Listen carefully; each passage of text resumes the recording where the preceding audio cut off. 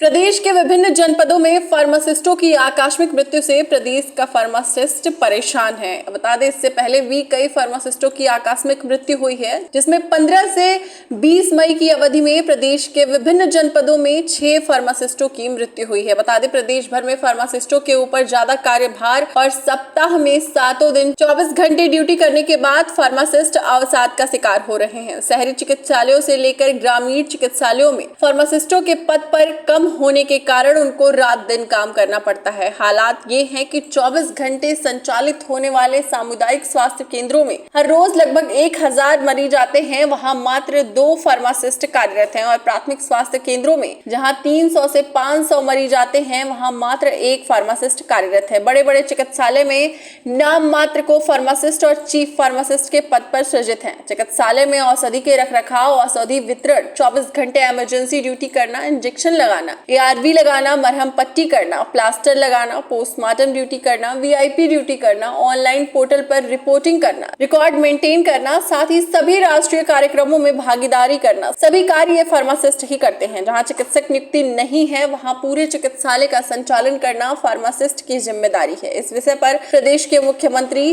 स्वास्थ्य मंत्री, शासन और स्वास्थ्य महानिदेशालय को समय समय पर संगठन द्वारा उपरोक्त समस्याओं से अवगत भी कराया गया है, लेकिन कोई सकारात्मक परिणाम निकलकर सामने नहीं आया। और इन सारे मामलों पर हमने टेलीफोनिक वार्ता की डिप्लोमा फार्मासिस्ट एसोसिएशन के प्रदेश अध्यक्ष संदीप बडोला से, और उन्होंने टेलीफोनिक वार्ता में क्या कुछ कहा, आइए आपको सुनाते हैं। 15 से 20 मई की अवधि में प्रदेश के कई जिलों में 6 फार्मासिस्टों की आकस्मिक मृत्यु की बात सामने आ रही। स्थिति बहुत ज्यादा गंभीर है, क्या कहना चाहेंगे आप? देखिए, ये पूरा प्रदेश का फार्मेसिस्ट संवर्ग इस समय स्तब्ध है जी कि उनके 15 से 20 मई की अवधि में 6 फार्मासिस्टों का लगातार निधन हुआ जी और उसमें से 5 फार्मासिस्टों के आकस्मिक मृत्यु की बात कहें तो वो किसी दुर्घटना का शिकार नहीं हुए। जी किसी को हार्ट अटैक आया है, किसी को ब्रेन स्ट्रोक हुआ है। जी और जहां तक मैं समझता हूं कि प्रदेश में जो चिकित्सालय हैं उनमें फार्मासिस्टों के ऊपर अत्यंत ही कार्यभार है। जी हालात ये हैं कि चिकित्सालयों में फार्मासिस्टों के नए पदों का सृजन नहीं हो रहा है। जी आज से वर्षों पूर्व जब चिकित्सालयों में मरीजों की संख्या बहुत कम थी, जी तब जो फार्मासिस्टों के पद सृजित हुए जी वही पद आज भी सृजित हैं। जी इसका शासनादेश है कि एक फार्मासिस्ट 75 मरीजों को औषधियों का वितरण करेगा। जी लेकिन अभी वर्तमान की हम बात करें तो सामुदायिक स्वास्थ्य केंद्र जहां 24 घंटे उसको संचालित खोलने के आदेश हैं, जी जहां कम से कम 1000-1200 मरीज प्रतिदिन आता है, जी वहां मात्र 2 फार्मासिस्टों के पद हैं। कहीं वहां 2 कार्यरत हैं, कहीं वहां 1 फार्मासिस्ट कार्यरत है।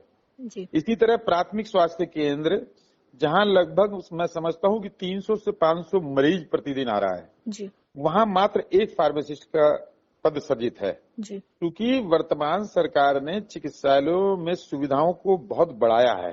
जी तमाम तरह की औषधियां, तमाम तरह की सुविधाएं चिकित्सालयों में आज की तारीख में उपलब्ध हैं। जी लेकिन उसके साथ साथ फार्मासिस्टों के पद सृजित नहीं किए गए। बड़े बड़े चिकित्सालयों की बात कहें तो जो 200, 300 बेड के अस्पताल हैं, वहां 7, 8 फार्मासिस्ट मात्र कार्य कर रहे हैं। जी सबसे बड़ी विडंबना है कि हमको 24 घंटे इमरजेंसी संचालित करनी है। उस 24 घंटे इमरजेंसी संचालित करने के लिए हमको प्रत्येक दशा में 3 फार्मासिस्टों की आवश्यकता है, जी चाहे वो सामुदायिक स्वास्थ्य केंद्र हो, चाहे जिला अस्पताल हो, चाहे अन्य चिकित्सालय हो। जी और वहां मात्र 2 फार्मासिस्ट, वो फार्मासिस्ट औषधियों का रखरखाव भी करेगा, औषधियों का वितरण भी करेगा, इंजेक्शन, ARV, मरहम पट्टी, प्लास्टर लगाना, VIP ड्यूटी करना, पोस्टमार्टम ड्यूटी करना, सारे राष्ट्रीय कार्यक्रमों में सहभागिता करना और सारी सूचनाओं को ऑनलाइन पोर्टल पर अपलोड करना। जी हालात ये है कि जहाँ स्टाफ नर्सेज नहीं है, वहाँ इंडोर भी प्राथमिक ग्रामीण क्षेत्रों में फार्मासिस्ट संभाल रहा है। जी जहाँ चिकित्सक नहीं है, वहाँ चिकित्सक की अनुपस्थिति में फार्मासिस्टों को ही चिकित्सालय के संचालन की जिम्मेदारी दी गई है। जी तो इतना अधिक कार्यभार, और उसमें उनको साप्ताहिक अवकाश नहीं मिल पा रहा है। जो संडे का दिन था, संडे के दिन जो है मुख्यमंत्री आरोग्य मेला लगने के कारण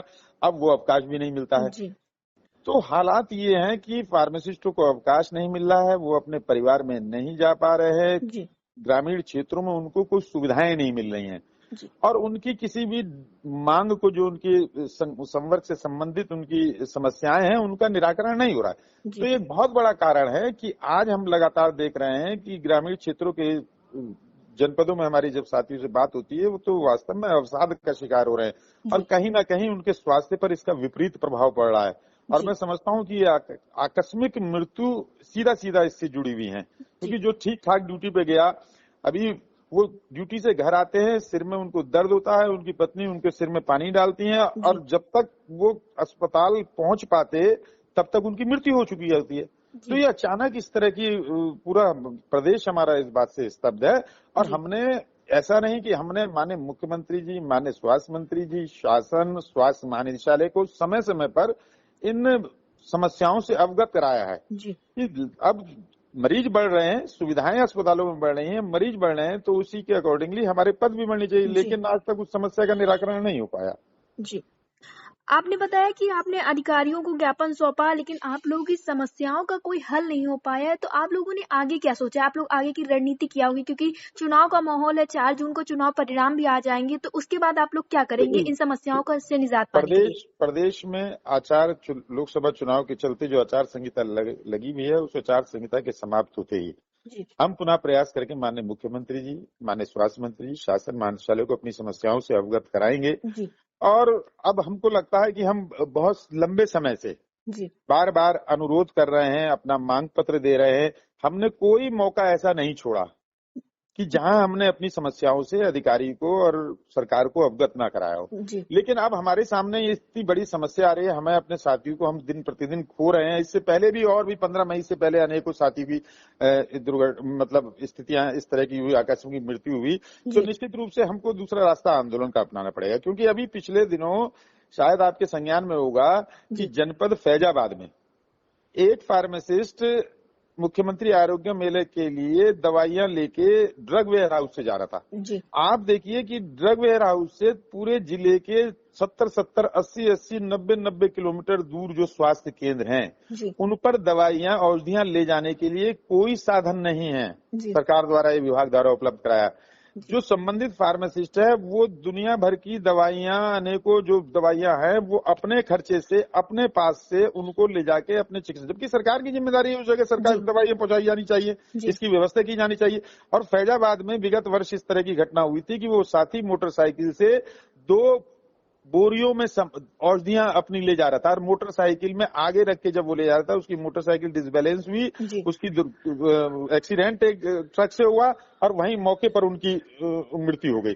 तो जी ऐसी घटनाओं से भी शासन और विभाग सबक नहीं ले रहा है जी और न इस तरह की कोई सुविधा कहीं कहीं रहने के आवास नहीं। आप ग्रामीण क्षेत्रों में चले जाइए, ग्रामीण जी क्षेत्रों में आवासों की हालत देख लीजिए, वो आवास रहने योग्य नहीं है। जी सारे आवास टूट चुके हैं, कहीं खिड़कियां नहीं है, दरवाजे नहीं है, छत टूटी पड़ी है, वहां लोगों को रहने के लिए मजबूर हो, पानी पीने की सुविधाएं नहीं है, वहां लोगों को रहने के बाद काम करना पड़ रहा है।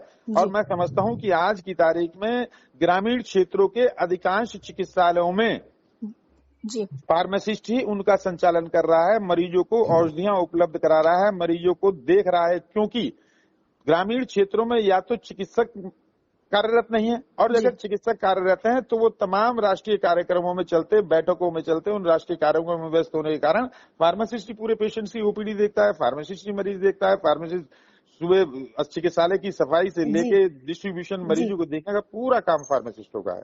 जी आपने बताया कि समस्याएं काफी ज्यादा गंभीर है। ऐसे में जिन फार्मासिस्ट की मौत हुई है, उनके परिवार वालों को आप क्या कुछ संदेश देना चाहेंगे? और जो इस वक्त पर फार्मासिस्ट कार्यरत हैं, उनको क्या कुछ संदेश देना चाहेंगे आप? नहीं, मैं तो जो हमारे साथी दिवंगत हुए हैं, हमने आज प्रदेश के अपने कार्यालय में लखनऊ बलरामपुर अस्पताल में जी उन साथियों की आत्मा की आत्मा की शांति के लिए एक हमने हवन का पाठ यहाँ पर किया था जी और पूरे संवर्ग के साथियों जी की रक्षा के लिए, उनको मजबूती प्रदान करने के लिए हमने ईश्वर से प्रार्थना करी, पूजा जी पाठ अर्चना की है। हमारे जी तमाम साथियों ने उसमें भागीदारी करी है। मैं अपने जनपद के, हमने तमाम जो हमारे जनपद के संगठन हैं, उन जी संगठन के पदाधिकारियों को हमने निर्देश दिए हुए हैं कि जिस साथी के साथ जिस जनपद में ये आकस्मिक मृत्यु की घटनाएं हुई हैं, उनके परिवार को आर्थिक, सामाजिक रूप जी से उनको मजबूती प्रदान की जाए, उनके साथ कंधे से कंधा मिलाकर रहे, जो विभाग के ड्यूज हैं वो उनको जल्दी जल्दी दिलवाए। आवश्यकता पड़ती है तो आपस में सहयोग करके उनके परिवार को आर्थिक मजबूती भी प्रदान करें। और मैं प्रदेश के फार्मासिस्टों से ये कहना संदेश देना चाहूंगा कि निश्चित रूप से वर्तमान में हम लोगों पर कार्यभार अधिक है और हम जनता की सेवा को देखते हुए उस कार्यभार को पूरी मजबूती ईमानदारी के साथ निर्वहन भी कर रहे हैं। लेकिन इसके साथ साथ हम लोगों को अपने स्वास्थ्य का, अपने परिवार का भी ध्यान रखना है।